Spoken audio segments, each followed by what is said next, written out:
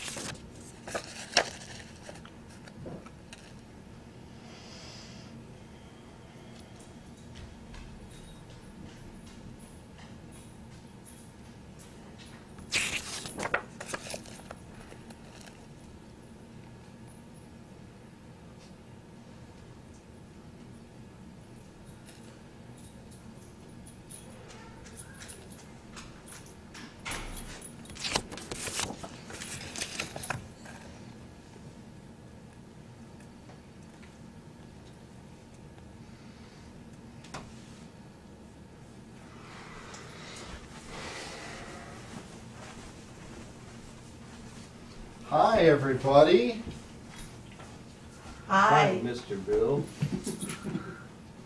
So I know we're family, but I'm Rob Opal, and I'm here to talk to you today about behavioral interviewing.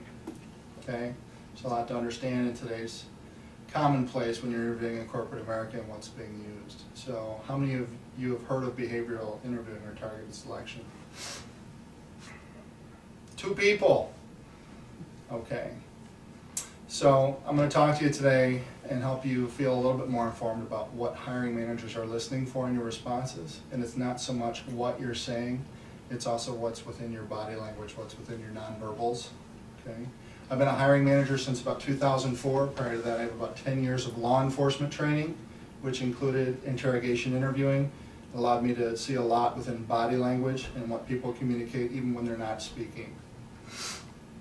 There's 2 things that you should really prepare for before your interview. First of which is your resume.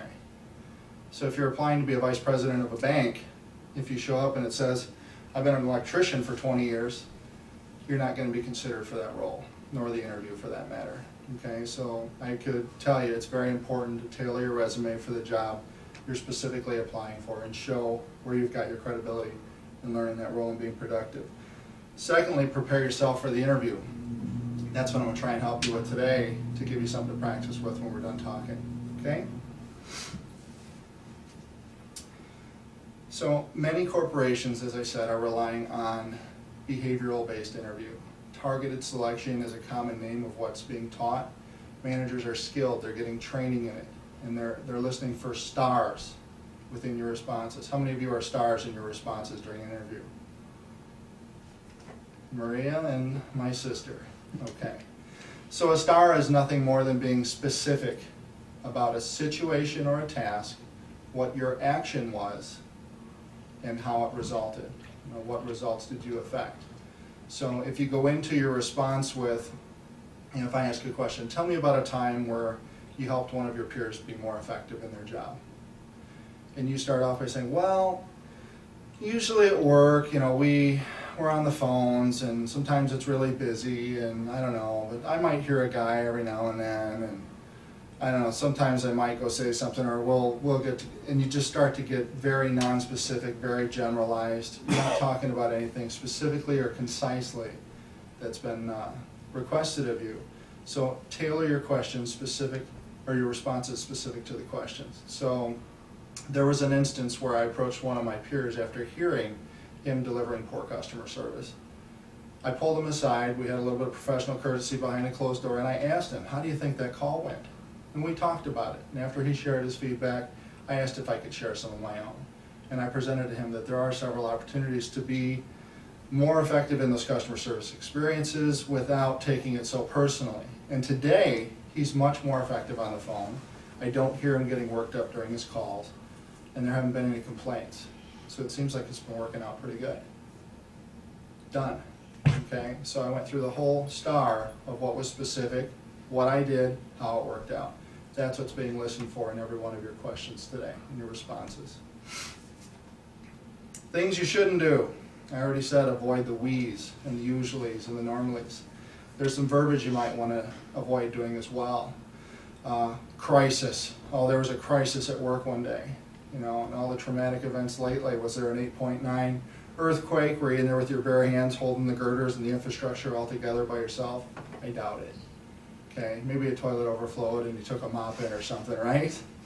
Something a little less crisis, but still messy, but you took care of it, or you got somebody to take care of it. So don't exaggerate circumstances when you go to speak about things. So if you were fired from a job, and it happens, a lot of economy things have happened where people are losing their jobs, talk about it more tactfully. Downsizing. I didn't have a lot of tenure. I was cut loose before some of the other folks. I wasn't as trained as some of the other folks. So they were cutting resources. Don't be specific and say you got canned. It's not going to add value to the organization that you're going to unless they're seeking for you to elaborate and they ask you specifically. Most of your responses should be able to be answered within about 90 seconds. Try and stay within 90 seconds in your responses. Be considerate of your body language. So interviewing will tell you that if you're upright with a decent posture, perhaps leaning in about 10 degrees, that's appropriate. So don't lean forward with your elbows on the table, red in the face, communicating aggressively. They're looking for that. Don't get too comfortable and lean way back. Okay?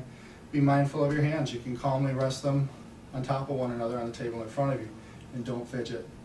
It's just indicating that you're nervous. Okay? So I want you to remember what I've talked to you today about star responses. All of you are capable of being stars, and you're going to do it through practice. Practice makes better. So what are you going to do to get better today? Thank you for your time. I have no idea how long that was. What do I do to stop it? Hit the button again?